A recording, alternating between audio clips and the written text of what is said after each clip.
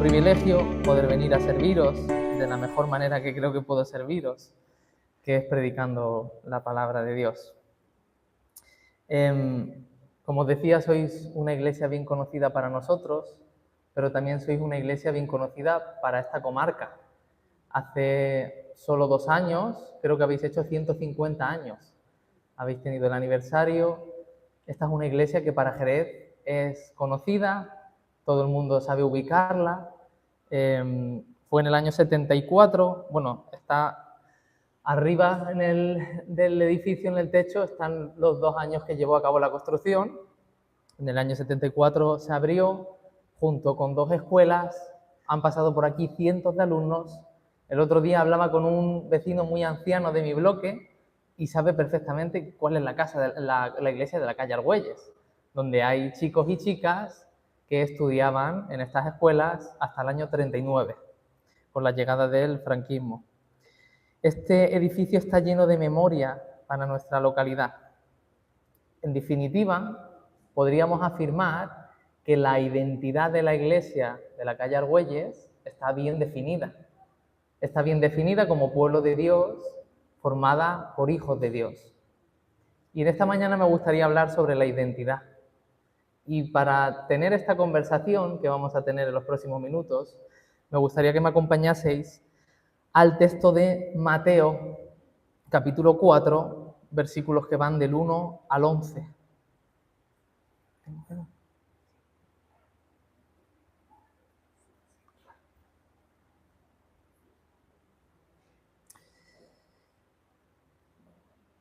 Este texto es idóneo para hablar de esa identidad que adquirimos cuando conocemos a Dios, cuando somos adoptados como hijos suyos, y pronto veréis por qué. Voy a leer el texto, en la Reina Valera 60. Entonces Jesús fue llevado por el Espíritu al desierto para ser tentado por el diablo, y después de haber ayunado 40 días y 40 noches, tuvo hambre. Y vino a él el tentador y le dijo: si eres hijo de Dios, di que estas piedras se conviertan en pan. Jesús respondió y dijo: escrito está, no solo de pan vivirá el hombre, sino de toda palabra que sale de la boca de Dios.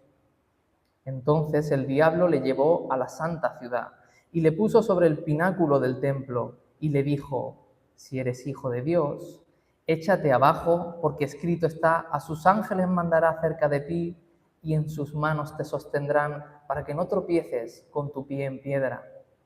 Jesús le dijo: escrito está también, no tentarás al Señor tu Dios. Otra vez le llevó el diablo a un monte muy alto y le mostró todos los reinos del mundo y la gloria de ellos.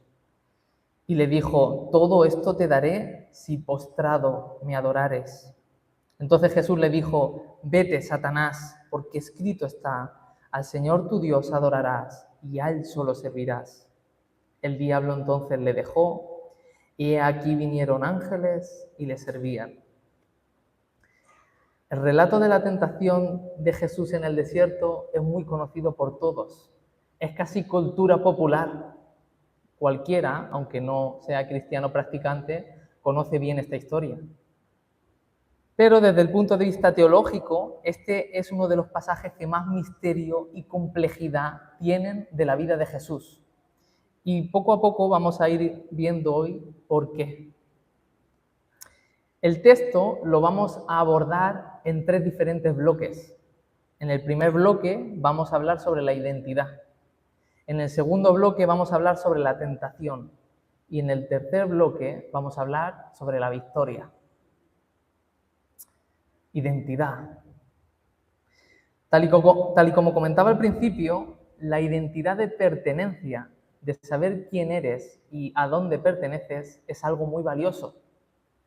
El ser humano necesita saber quién es y cuál es su cometido en este mundo.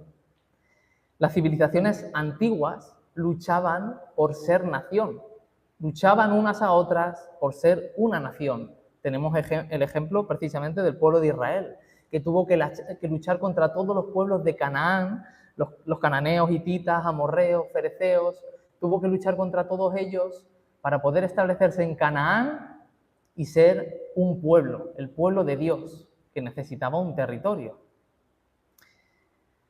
Sin irnos tan lejos, actualmente hay personas que están dispuestas a morir, cruzando fronteras, cruzando mares, por tener una identidad, por tener su nombre y su cara en un papel que diga que son alguien y que tienen valor como persona.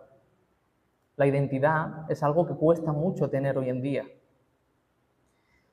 De igual forma, en nuestro mundo occidental hay muchos colectivos que demandan tener una identidad personalizada, a veces basada en el género, a veces basada en la orientación sexual, pero sobre todo, la identidad en nuestro mundo occidental está basada en qué tenemos y en cuál es nuestra labor, cuál es nuestro trabajo.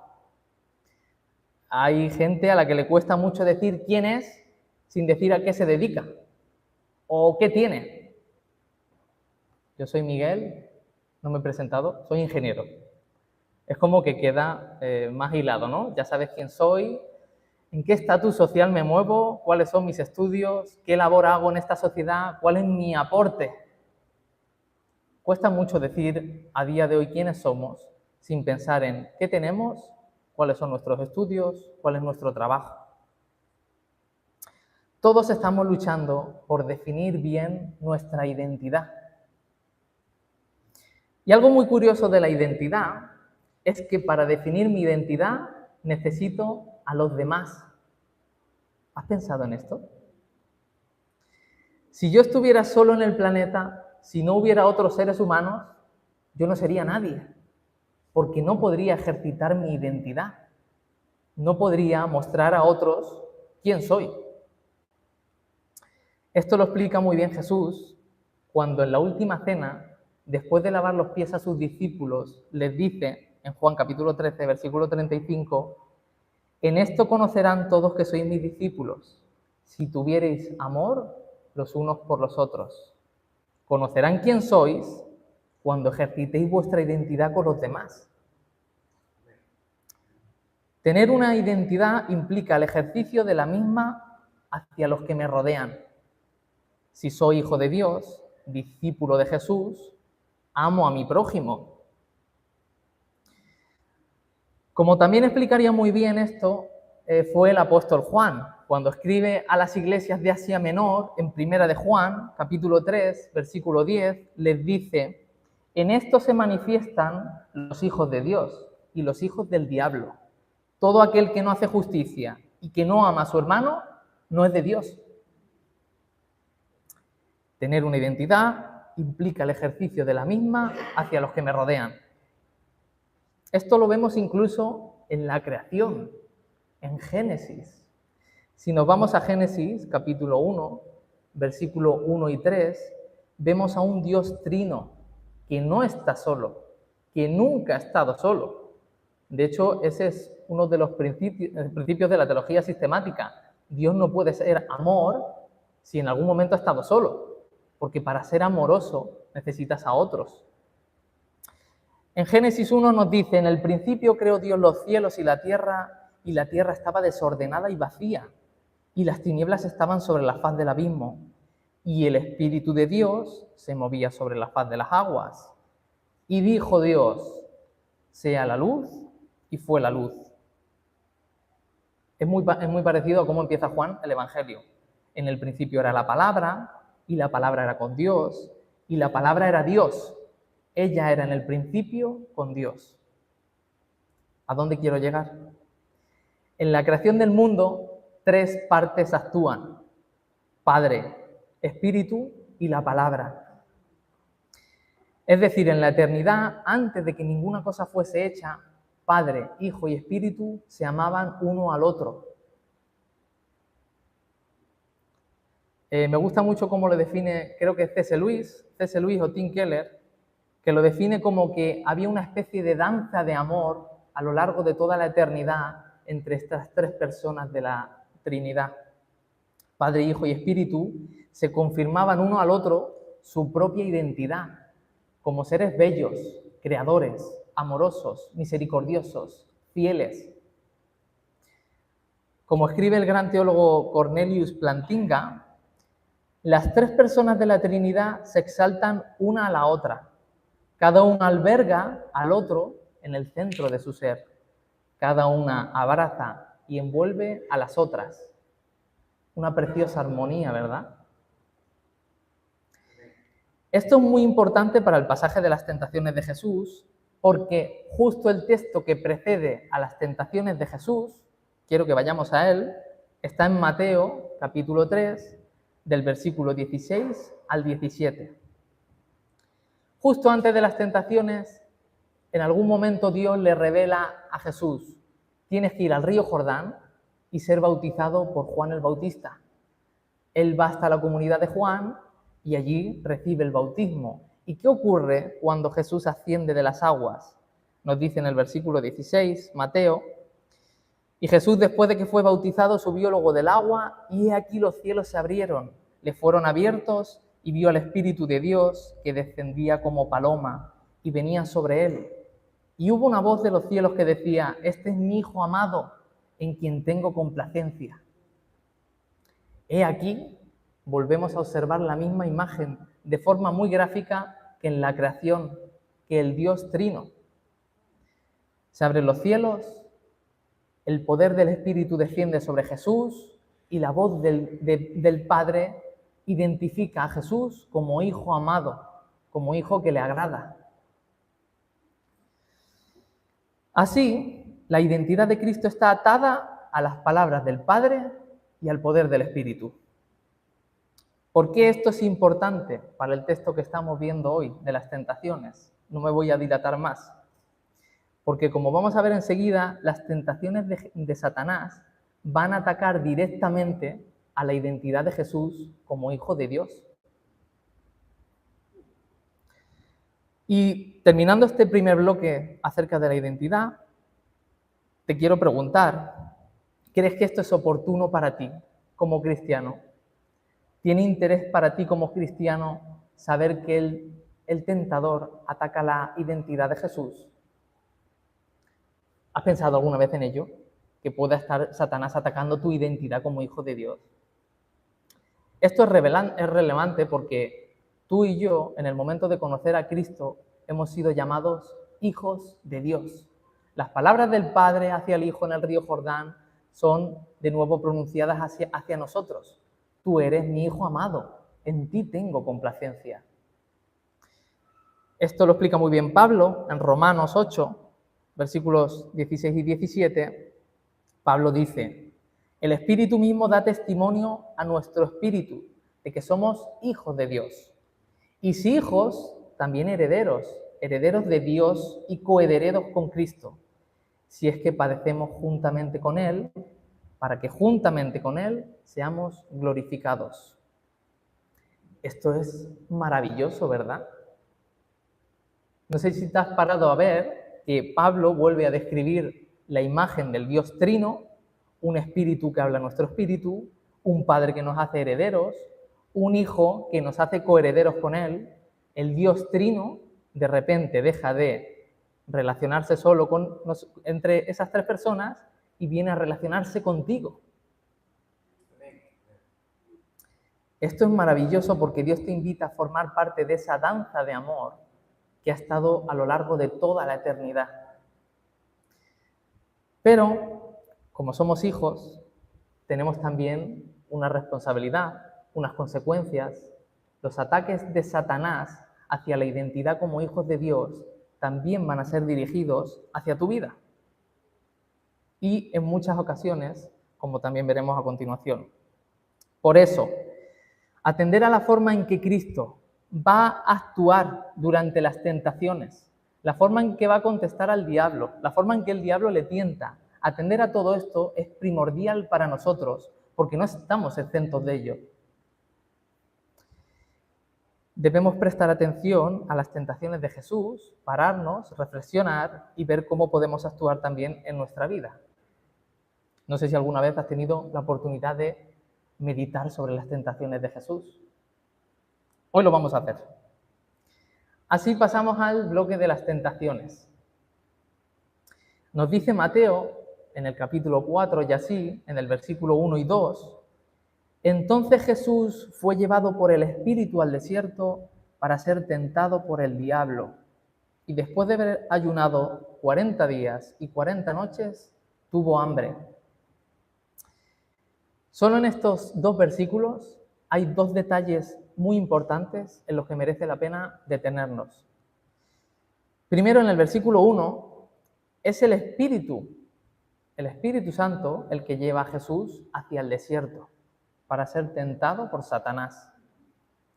Y luego en el versículo 2 observamos esa mención a que Jesús tuvo que estar en ayuno durante 40 días y 40 noches antes de tener hambre. ¿Qué está tratando de comunicar Mateo al lector, al receptor de este escrito? Mateo tiene la intención de dibujar en nuestra cabeza, en nuestra imaginación, la imagen del pueblo de Israel, de Jesús como nuevo líder y como nuevo profeta. Ahora me voy a detener más en ello. Quiere rememorar el suceso del éxodo del pueblo de Israel. Primero, los 40 días desean evocar los 40 años que pasó el pueblo en el desierto antes de llegar a Canaán, a la tierra prometida. Pero además, esos 40 días de ayuno de Jesús en el desierto también están evocando, quieren mostrarnos que Jesús es también un profeta. Esta imagen está evocando y recordando el ayuno que experimentó Elías. Antes de llegar al monte Horeb, pasó 40 días de ayuno en los que el ángel le iba dando un poquito de comer y cuando llegó al monte Horeb recibió la revelación de Dios. Y además quieren mostrar que Jesús es ese nuevo líder del pueblo de Dios, porque también están recordando los 40 días de ayuno que pasó Moisés precisamente en el monte Horeb también, antes de recibir las tablas de la ley. Entonces, Mateo quiere que veamos a Jesús como un nuevo líder, como un nuevo profeta, como un nuevo representante de Dios en la tierra. Además, vemos esta mención a que el Espíritu es quien lleva a Jesús al desierto. Y esto quiere recordar el momento en que Dios llevó a Israel hacia el desierto para ser probado. Esto está en Deuteronomio 8:2, nos habla de que el autor de Deuteronomio le dice: te acordarás de todo el camino por donde te ha traído Jehová tu Dios, estos 40 años en el desierto, para afligirte, para probarte, para saber lo que había en tu corazón, si habías de guardar o no sus mandamientos. Y luego el profeta Isaías, siglos después, revela algo más. Isaías 63, el versículo 13-14, el profeta escribe: ¿dónde está el que los guió a través del mar profundo, como a un caballo en el desierto, sin que ellos tropezaran? El Espíritu del Señor les dio descanso, como a ganado que pasta en la llanura. Fue así como guiaste a tu pueblo para hacerte un nombre glorioso. Concluimos, pues, que Jesús es guiado en el desierto de la misma forma en que fue guiado el pueblo hebreo. El pueblo hebreo fue guiado por el Espíritu y Jesús está siendo guiado por el Espíritu hacia el desierto. Jesús es puesto a prueba durante un periodo de ayuno y hambre, igual que fueron puestos a pruebas el profeta por excelencia, Elías, el líder por excelencia, Moisés, y también el pueblo que pasó hambre en el desierto. Mateo tiene la intención de que el lector vea en Jesús al nuevo Moisés, a la representación de Israel, que tras su salida de Egipto se dirige al desierto. Y allí probar su corazón, probar si realmente ama al Señor. Hasta aquí bien, ¿no, familia? ¿Estáis conmigo? Hemos visto la importancia de la identidad que tenemos en Dios, cómo la recibimos. Hemos visto cómo la tentación de Jesús no es algo casual, sino que viene a hacer algo importante. Viene a rememorar todo el caminar espiritual que el pueblo de Israel no pudo superar. Ahora él tiene que superarlo. Primera tentación. Versículo 3 y 4 de Mateo capítulo 4. Vino a él el tentador y le dijo: si eres hijo de Dios, di que estas piedras se conviertan en pan. Y Jesús responde y dice: escrito está, no solo de pan vivirá el hombre, sino de toda la palabra que sale de la boca de Dios. En el momento en que Jesús experimenta ese hambre, viene Satanás para tentarle. Y le tienta, como hemos visto, con su identidad recién recibida. Si realmente eres el Hijo de Dios, coge estas rocas y transfórmalas en pan. Satanás además está haciendo un remember de Éxodo 16, versículos 2 y 4. Allí vemos cómo el pueblo de Israel fue tentado exactamente con lo mismo. Nos dice el texto: toda la congregación de los hijos de Israel murmuró contra Moisés y Aarón en el desierto. Y les decían los hijos de Israel: ojalá hubiéramos muerto por mano de Jehová en la tierra de Egipto, cuando nos sentábamos a las ollas de carne, cuando comíamos pan hasta saciarnos, pues nos habéis sacado a este desierto para matar de hambre a toda esta multitud. ¡Qué desgracia! Jesús experimenta el mismo hambre y escasez que experimentó el pueblo de Israel. Pero Jesús, en lugar de murmurar contra Dios, en lugar de dudar, está seguro de su identidad en Cristo. Y va a citar a Deuteronomio. En las 3 tentaciones vamos a ver que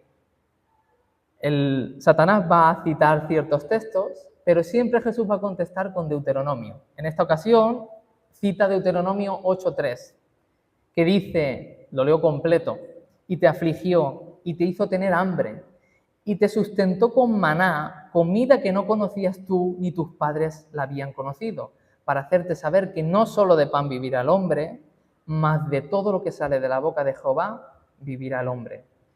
Esto es muy interesante, porque Jesús siempre cita Deuteronomio. El Éxodo nos relata las vivencias del pueblo de Dios en su viaje durante los 40 años, pero Deuteronomio es la antesala de la meta. Deuteronomio es el discurso final de Moisés antes de que Josué coja su legado y entren en la tierra prometida.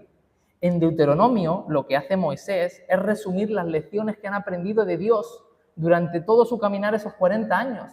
Es un texto que tiene que ver con el aprendizaje del pueblo, con en qué fallamos y qué deberíamos haber hecho y cómo nos amonestó el Señor por ello. Jesús, al citar Deuteronomio, está mandando un mensaje claro y amenazador contra Satanás. Allí donde cayeron mis antecesores, yo no voy a caer. Yo descanso en la sabiduría de Dios y en mi identidad. Yo descanso en sus dichos. Yo sé cómo actuar. Yo no voy a tropezar ni a mí me vas a engañar. Eso es lo que está haciendo Jesús al citar Deuteronomio. Ahora bien, ¿qué es para ti y para mí esta primera tentación en nuestro día actual? Vamos a pensar en Jesús en este momento después del bautismo, que no ha logrado nada, que no ha hecho ningún milagro, que no ha hecho ninguna seña poderosa, que no le sigue nadie, que no tiene ninguna comunidad de seguidores ni de discípulos. A los ojos de nuestra sociedad actual, Jesús es un fracasado. Satanás quiere engañar a Jesús y nos quiere engañar a nosotros también, diciéndonos: tú no eres el Hijo de Dios, a no ser que lo demuestres. Tú no eres el Hijo de Dios, sino que eres lo que haces. Si eres el Hijo de Dios, ordena que estas piedras se conviertan en pan. Con mucha frecuencia se nos juzga por aquello que somos capaces de lograr. Muchos de nosotros solo nos consideramos valiosos si hallamos el éxito familiar, laboral, en nuestras relaciones personales, incluso en la iglesia. Tenemos hecho una serie de ideas de qué es el éxito eclesial y hacia allá andamos. Y si no me ven haciendo, pues es como si no hubiese hecho nada. Precisamente Jesús nos enseña todo lo contrario, ¿verdad? Pero con mucha frecuencia nos contagiamos de esa evaluación social que se nos hace acerca de cuáles son tus éxitos, cuáles son tus estudios, qué has logrado en la vida, a qué te dedicas, muchacho. ¿Te sientes familiarizado con esta mirada juzgona? Pero no es la mirada de Dios. Dios, al igual que le hizo saber a Jesús en el río Jordán, antes de que hubiera hecho cualquier cosa, antes de que hubiera demostrado quién era, Dios te dice a ti hoy y te habla con las palabras de Isaías, capítulo 49, versículo 15 y 16. Yo nunca me olvidaré de ti. He aquí que en las palmas de las manos te tengo esculpida. Yo nunca me olvido de ti. Estás esculpida en las palmas de mis manos. Nuestra identidad no se encuentra en las cosas que logramos, sino que está grabada en las palmas de las manos de Dios. ¿Tú confías en que toda tu identidad está allí? ¿Lo crees de verdad? Pues entonces tienes que acudir a las manos de tu Padre. Segunda tentación. Entonces el diablo le llevó a Jesús a la santa ciudad, a Jerusalén, y le puso sobre el pináculo del templo, porque escrito está: a sus ángeles mandará cerca de ti, y en sus manos te sostendrán, para que no tropieces con tu pie en piedra. Pero Jesús le responde: escrito está también, no tentarás al Señor tu Dios. Satanás está citando en esta ocasión diabólicamente el Salmo 91. Salmo 91, voy a leer el versículo 1 y el versículo 11 y 12. El que habita al abrigo del Altísimo morará bajo la sombra del Omnipotente. 11 y 12. Pues a sus ángeles mandará cerca de ti que te guarden en todos tus caminos. En las manos te llevarán para que tu pie no tropiece en piedra. Y precisamente me llamaba la atención el versículo 1 porque está hablando de la sombra del Omnipotente, allí donde se encuentra la presencia de Dios. Satanás le está llevando al pináculo del templo, donde los judíos saben que está la presencia de Dios. Y entonces puede decirle, llevándole hasta allí: tírate, porque aquí está la presencia de Dios. Te va a rescatar, te va a sujetar, no vas a caer. Y Jesús responde de nuevo citando Deuteronomio, en esta ocasión Deuteronomio 6, 16. No tentaréis a Jehová vuestro Dios como lo tentasteis en Masa. La tentación de Jesús hace referencia ahora al episodio que ocurrió en Masa. Éxodo 17, versículo 7. ¿Qué ocurrió en Masa? Israel tenía mucha sed, tenía una sed terrible. Tenía tanta sed que no dudó en murmurar y tentar a Dios. Y se preguntan: ¿está pues Jehová entre nosotros o no está? ¿Está aquí? Me recordaba a los discípulos en la barca: Señor, ¿es que acaso no te preocupa que muramos? ¿Estás aquí con nosotros? ¿Vas a dejar que perezcamos en el agua? Y Cristo, con su respuesta, nos llama a no tentar a Jesús, a no demandar una señal sobre aquellas cosas que Él ya nos ha hecho saber. Y en esto me voy a parar un momento, porque creo que a muchos de nosotros aquí el Señor nos ha hablado en algún momento. Nos ha hablado de nuestra relación personal con Jesús, nos ha reconciliado con Él, ha hecho promesas personales y ha obrado, diría que en todas las vidas que estamos aquí. Y en ocasiones tenemos esa tentación de demandar al Señor: vuelve a demostrarme aquello que me dijiste, aquella promesa que me hiciste, que yo no sé si es imaginación mía o me he olvidado un poco de ella o te has olvidado tú un poco de ello, pero vuelve a recordármelo, Señor. Eso es tentar al Señor. No tienes que reclamar que Dios vuelva a hacer algo. No hace falta que vuelva a recordártelo, que vuelva a hacer otra señal milagrosa. Lo que Dios te ha dicho en lo privado, en tu corazón, es real y es verdad. Ignora al diablo cuando venga a sugerirte que es una cosa tuya, eso que te dijo Dios, que ya no está vigente, que fue tu imaginación, que eso no venía de Dios. Hay promesas que ha hecho el Señor que son para nosotros y son reales y verdaderas. Dice el autor de Números, en el capítulo 23, versículo 19, Dios no es hombre para que mienta, ni hijo de hombre para que se arrepienta. Él dijo y no hará, habló y no ejecutará. Por otro lado, esta tentación en el pináculo del templo viene a hablarnos a ti y a mí hoy de otra cosa.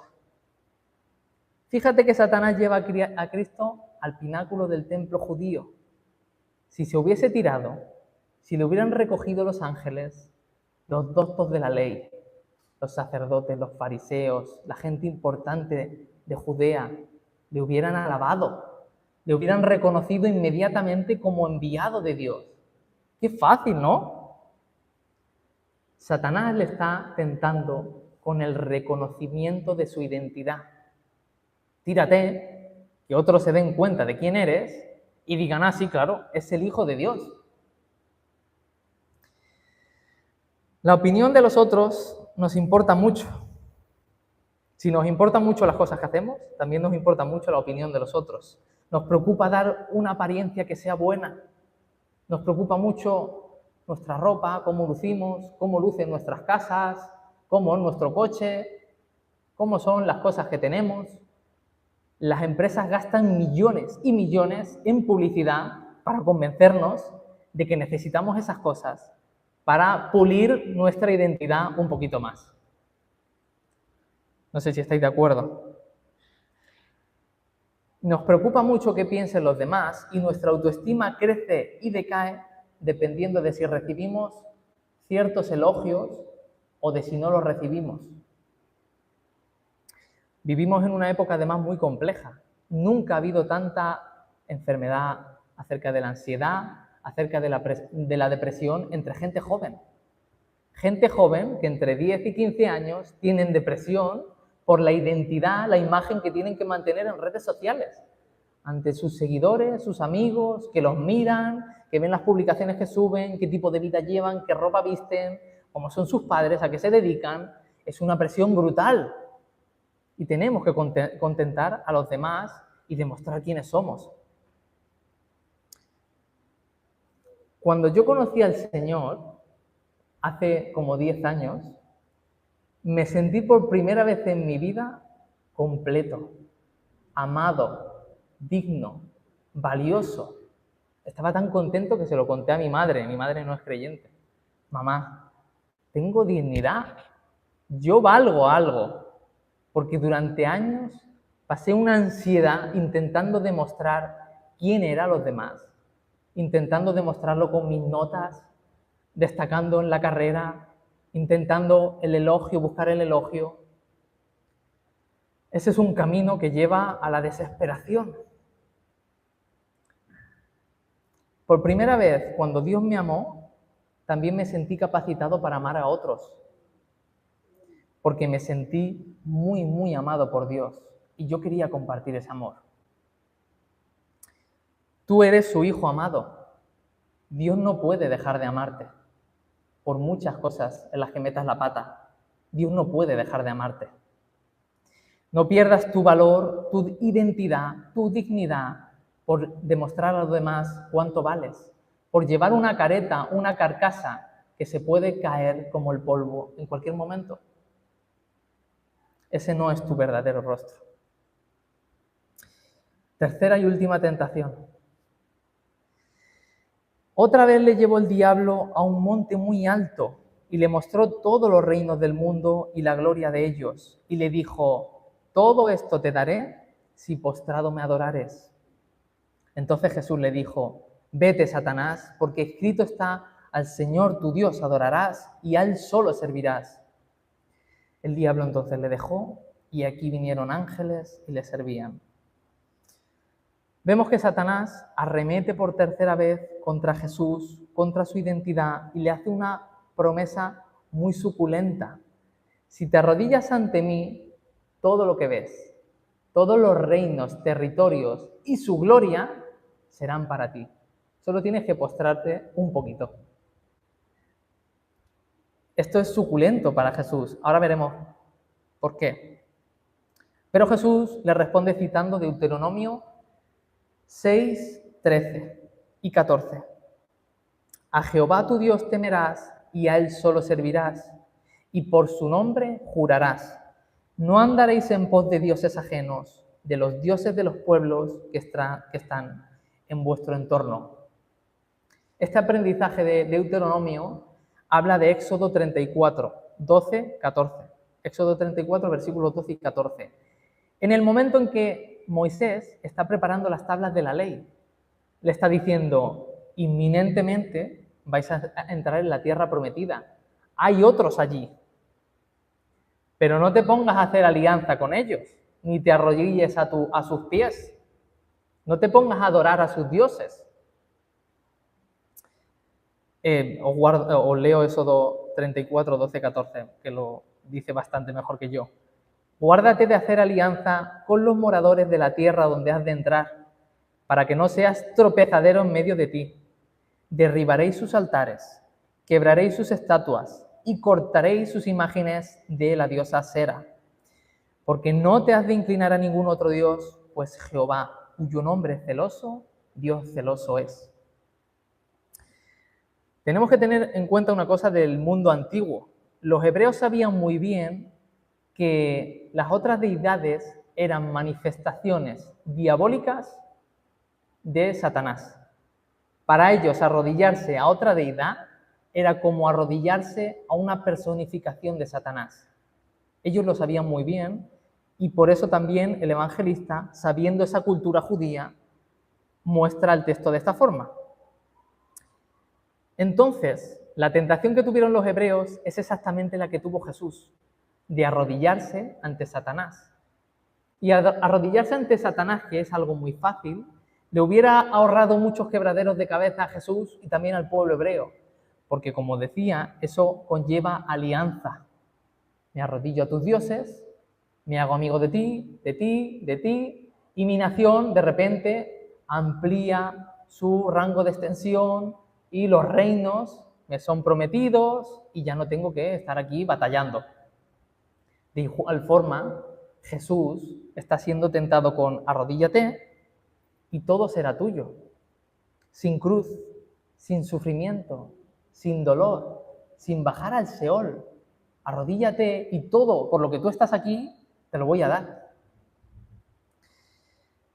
Pero Cristo decide confiar en la voluntad de Dios, esperar, tener paciencia, no dejarse llevar por la inseguridad. ¿Seré capaz de conseguirlo, Señor?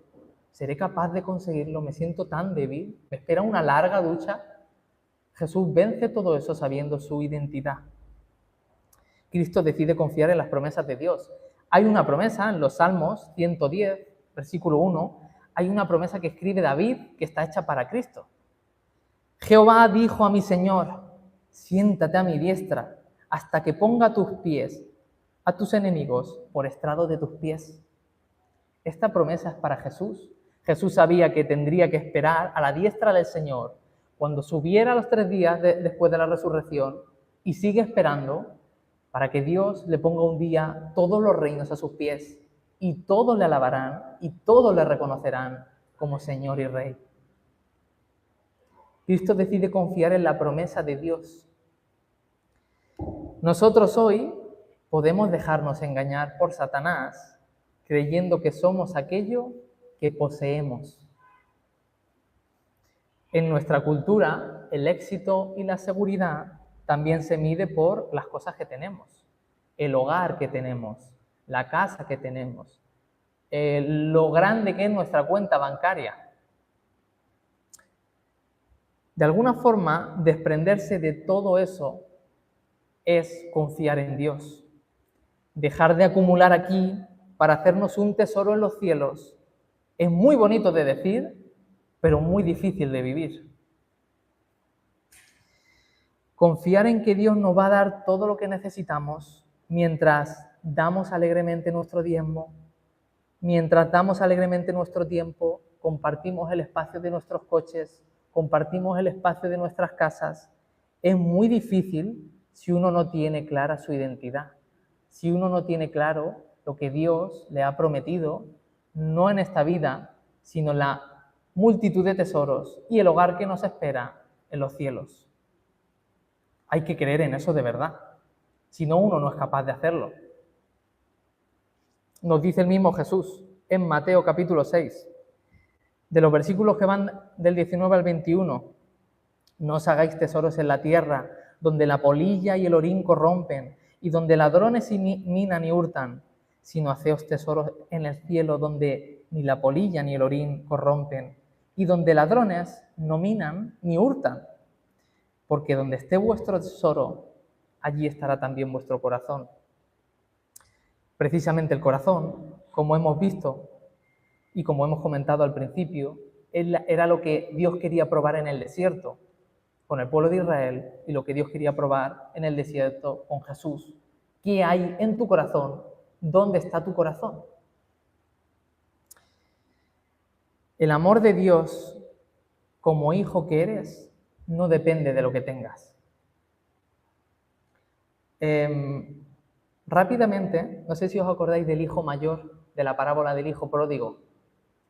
En Lucas capítulo 15, cuando ve el hijo mayor que están haciendo una celebración por su hijo, por su hermano menor, y sale el padre, y dice el padre, y dice el hermano mayor al padre: he aquí tantos años te sirvo, no habiéndote desobedecido jamás, y nunca me has dado ni un cabrito para gozarme con mis amigos.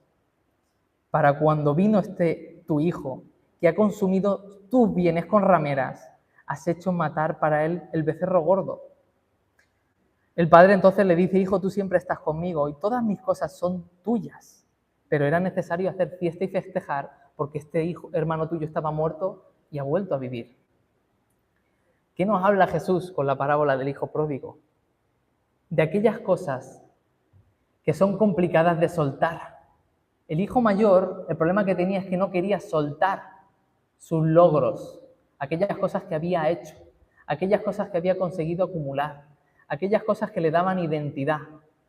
No le permitían soltar todas esas cosas y abrazar al padre. Sin embargo, el hermano mayor, el hermano menor, llega despojado de todo, desnudo, sucio, sin nada, y recibe el abrazo amoroso del padre. No tiene nada que demostrar. No, va allí sin nada. Solo te tengo a ti, Padre. Para recibir el abrazo del Padre hay que aprender a soltar. Para llegar a los brazos del Padre hay que aprender a despojarse de cosas que estimamos como muy valiosas en esta vida, pero que no tienen valor cuando nos vayamos de aquí. El amor de Dios como hijo que eres no depende de lo que tengas. Hasta aquí las 3 tentaciones. Y vamos a pasar al último bloque, que es la victoria. Cristo, hemos visto que no realiza un simple peregrinaje por el desierto. Voy a darme un paseo para luchar contra las bestias, sino que reconstruye y experimenta el caminar espiritual que hizo el pueblo de Dios. Vuelve a revivirlo. La identidad de Jesús, que ha sido puesta por el Padre en Jesús como Hijo de Dios, es puesta en duda por Satanás, como hemos visto, introduciéndole esas ideas de tú eres lo que puedas ser capaz de hacer, tú eres lo que otros digan que eres y tú eres lo que tengas, lo que haces, lo que otros dicen que eres y aquellas cosas que poseas. Pero al contrario que el pueblo de Dios en Israel, Cristo es capaz de triunfar sobre la prueba del desierto. Y esto le revela como aquel que es exclusivamente Hijo de Dios perfecto y pueblo de Dios escogido. Él es el único que puede llamarse a sí mismo Hijo de Dios. Sin embargo, nos invita a nosotros también, como hemos dicho, a ser hijos de Dios. Que Cristo superase las tentaciones al principio del ministerio era de suma importancia. Y esto es un detalle, pero Jesús nunca dejó de ser tentado por Satanás. No acabó aquí en victoria y Satanás nunca volvió a molestarle. De hecho, Lucas, el Evangelio de Lucas, que narra casi en exactitud este pasaje, en el versículo 13, ya cuando termina, Lucas 4:13, nos dice Lucas: cuando el diablo agotó sus intentos de ponerle a prueba, estoy leyendo Nueva Versión Internacional, cuando agotó sus intentos de ponerle a prueba, se apartó de él por algún tiempo. Por un tiempo le deja tranquilo. De hecho, el Evangelio de Juan, que no narra las 3 tentaciones de Jesús, sí nos narra 3 momentos que son idénticos a las tentaciones de Jesús en el desierto. La primera tentación, que está implícita en Juan, está en Juan capítulo 2, los judíos le hacen la petición a Jesús: haz un signo. Cuando está en el templo de Jerusalén, haz un signo, una manifestación, que comprobemos que eres el Hijo de Dios. Después, en Juan capítulo 6, le intentan hacer rey a la fuerza a Jesús. E intentan que sea el gobernante de la nación y que haga de Israel una gran nación y domine todos los reinos. Y por último, en Juan 6, le proponen, de forma idéntica, que convierta el pan, las piedras, en pan. Juan no cuenta las tentaciones en el desierto, pero sí cuenta otros momentos de Jesús en los que fue tentado por Satanás a través de las personas. Cristo una y otra vez venció a las tentaciones, o lo que es lo mismo, nunca dejó de ser Hijo de Dios, ni de obedecer la voluntad del Padre. Nunca dejó de ser Hijo de Dios, ni de obedecer la voluntad del Padre. Para hacer más énfasis en esta idea, podríamos ir a la cruz. Jesús, de camino a la cruz, tiene que volver a revivir las 3 tentaciones de Satanás. En Getsemaní, Jesús tiene que obedecer la voluntad de Dios y no postrarse ante otros dioses o otras ideas. Hasta 3 veces ora: Padre mío, si es posible que pase de mí esta copa, pero no se haga lo que yo quiero, sino tu voluntad. Después en la cruz, esto nos lo narra Mateo, en el versículo 27, en el capítulo 27, no hace falta que lo busquéis. Después, cuando es crucificado, dice Mateo: y los que pasaban por allí delante de la cruz le injuriaban, meneando la cabeza y diciendo: tú que derribas el templo y en 3 días lo reedificas, sálvate a ti mismo. Si eres el Hijo de Dios, desciende de la cruz. Y Jesús, ¿sabe lo que comienza a hacer en la cruz? Comienza a orar el Salmo 22, como haciendo mención a esa respuesta que él le dio a Satanás en el desierto. No solo de pan vivirá el hombre, sino de toda palabra que sale de la boca de Dios. Jesús, muriendo, siendo tentado, para librarse de esa agonía indescriptible, comienza a orar un salmo. Jesús tenía tan lleno de sí su corazón de la palabra de Dios, que cuando se lo rompen, brota de él la palabra de Dios. Brotan de él versos que hablan de su entrega. Esto es increíble. Y horas después llega la tercera tentación, que es que llegan los principales sacerdotes escarneciendo con los escribas y fariseos y los ancianos y dicen: a otro salvó, a sí mismo no se puede salvar. Si es el Rey de Israel, que descienda ahora de la cruz y vamos a creer en él. Confío en Dios, líbrele ahora si le requiere, porque él ha dicho: soy el Hijo de Dios. De nuevo se le tienta con hacer una señal. Jesús con su silencio está diciendo de alguna forma: no debes tentar a tu Señor, a tu Dios. Aun cuando estoy en la cruz sufriendo un martirio, no tentaré a mi Señor si esta es su voluntad. Igualmente era muy tentador haber bajado de la cruz, porque lo hubiera hecho de una forma tan poderosa, tan increíble, aquellas personas se hubieran roto allí de miedo, de terror. Pero ese no era el cometido de Dios, y Cristo obedece la voluntad de Dios.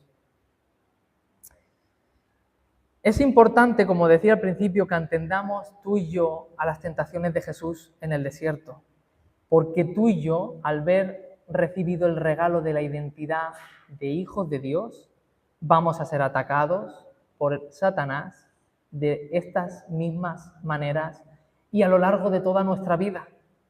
Lo siento, no ha terminado aquí la lucha, pero se nos espera, se nos promete una gloriosa victoria, ¿verdad? Mira lo que Pablo escribe a los de Corinto. acerca de las pruebas que experimentó Israel en el desierto. Esto está en 1 Corintios, capítulo 10, versículos 11, 12 y 13. Pablo les escribe, todo eso que le sucedió al pueblo es para servir de ejemplo y quedó escrito para advertencia nuestra, pues a nosotros nos ha llegado el fin de los tiempos. Por lo tanto, si alguien piensa que está firme, tenga cuidado de no caer. Ustedes no han sufrido ninguna tentación que no sea común al género humano, pero Dios es fiel y no permite que ustedes sean tentados más allá de lo que pueden aguantar. Más bien, cuando llegue la tentación, Él les dará también una salida a fin de que puedan resistir. Ya estoy terminando. Pablo nos está diciendo a todos, cuidado, si acaso crees que vas bien, que tu vida cristiana está bajo tu control, que eres fuerte en la fe, ten cuidado. Porque Satanás una y otra vez viene a nosotros para zarandearos. ¿Cómo podemos revisar cómo está nuestro corazón antes de que llegue una prueba? A mí, examinando las tentaciones de Jesús, se me ocurrían algunas preguntas que podemos hacernos tú y yo hoy. ¿Por qué hago lo que hago? ¿Por qué sirvo en la iglesia de la forma que sirvo? ¿Por qué invito a mis hermanos a casa? Paso tiempo con ellos en mi hogar, les invito, paso tiempo con ellos, estoy con ellos, les escucho. ¿Por qué intento hablar de Jesús en el trabajo? ¿Por qué aparto una parte de mi dinero para la obra del Señor? ¿Es acaso por contentar? ¿Por contentar la mirada del otro? ¿Por guardar una apariencia? ¿Por contentar el pensamiento de los demás? ¿Qué piensan los demás de mí? ¿Qué tipo de vida quiero que vean que tengo? Quiero que vean que soy ese buen cristiano. Quiero que vean ese tipo de hombre. ¿Es por estas cosas? Las obras buenas en las que Dios quiere que andemos no tienen nada de malo. Como nos dice Santiago, la fe sin obras es una fe muerta, pero necesitamos buscar una fe genuina de la que nace su corazón la bondad, la generosidad, el dar a los demás, el cuidar, estar en las cosas del Señor. Necesitamos buscar que eso brote de nuestra identidad, de nuestra seguridad de que hemos sido hechos hijos de Dios. A veces es muy fácil olvidarnos de quiénes somos y nos dejamos de llevar por las expectativas que tienen los demás de nosotros y aquella imagen que queremos mostrar a los demás de quiénes somos. Yo me he visto envuelto en estas tentaciones muchas veces, sobre todo desde que soy padre, os lo puedo compartir. Vi un choque con cómo yo servía y cómo tenía que servir ahora. Cómo ahora pasaba a servir en lo oculto, en donde nadie me veía, cuidar a mis hijos, limpiarles, bañarles, pasar tiempo con ellos, sostener a mi mujer, pasar tiempo con ella, servir a sus pies, que es servir a Cristo. Pero el ya no tener el feedback de los demás, que los demás te vean sirviendo, que te digan, qué bien lo has hecho, Miguel, qué bien has predicado hoy, qué bien que has ayudado a esto, etcétera, etcétera. Para mí eso fue un momento, un punto de inflexión grande en cuál es mi identidad realmente, quién soy, las cosas que hago en la iglesia, las cosas que he conseguido con mi trabajo y mis estudios, aquello que me dicen mis padres que soy, aquello que dicen mis compañeros, mis hermanos. Muchas veces Satanás viene a tentarnos con la idea de que no merecemos ser hijos de Dios si no estamos cumpliendo el estándar, la vara de medir que nos han dicho que tenemos que cumplir, sino que somos lo que hacemos, lo que otros dicen que somos, lo que poseemos. Pero tal y como nos dice Pablo, tenemos un Dios que conoce nuestra condición humana, que nos ayudará a salir victoriosos de las pruebas amargas de la vida, porque las pruebas amargas de la vida llegan. Las aguas amargas de la vida siempre llegan y Satanás está aprovechando detrás de ellas. ¿Crees que Dios sabe lo que experimentas? ¿Crees que Dios conoce tus luchas? Y como dice Pablo, te puede aportar una salida. A veces me veo a mí mismo diciendo, qué poca idea tiene que tener Dios de lo que estoy pasando. Dios no entiende nada. ¿Qué sabrá Dios de esto que estoy viviendo, de esto que me ha tocado vivir? ¿Pero por qué me ha tocado esto? ¿Acaso esto es de Dios? Dios se hizo tan humano que es más humano que nosotros. Cristo fue el mejor ser humano que ha habido en la tierra. Y como tal, el diablo pudo tentar toda su humanidad a lo largo de todo su ministerio, una y otra vez, a lo largo de todo su ministerio sobre sus debilidades. Pudo tentarlas, las tenía igual que tú y que yo. Y eso es glorioso, porque Dios sabe perfectamente cómo te sientes. Dios sabe perfectamente qué hay en tu corazón, qué estás sintiendo, qué has experimentado. Te comprende al completo. Este Cristo, este Dios hecho hombre, no es un rey que se queda en su trono esperando que le adoren. Es un rey que baja hasta nuestra condición miserable, se mancha las rodillas de barro y nos saca de allí. Ven, hijo, yo te he dicho que eres mi hijo amado, ven conmigo. Y me mancho. Yo quiero y deseo seguir a este rey toda mi vida. Yo quiero creer en aquello que me ha dicho Dios como hijo de Dios toda mi vida. ¿Tú lo deseas?